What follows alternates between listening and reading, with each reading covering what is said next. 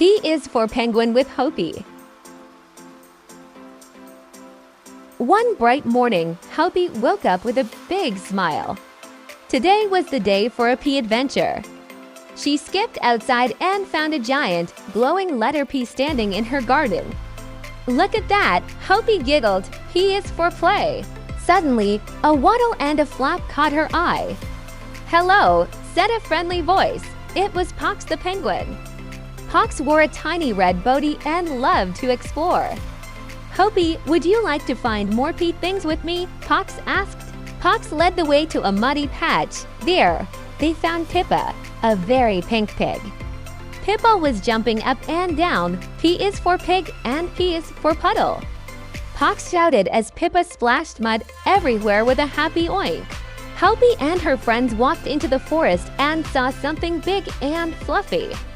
It was Pabu the panda. Pabu was sitting quietly, munching on a bowl of bright green peas.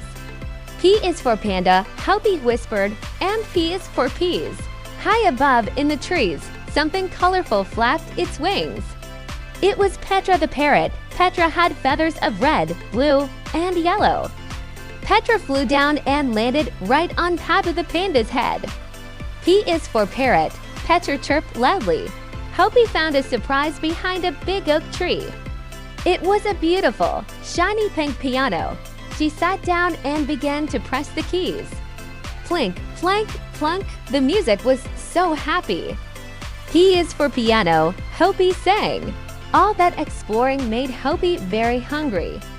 Just then, a warm, cheesy smell filled the air. "Look," Hopi cried. On a small table sat a giant pepperoni pizza.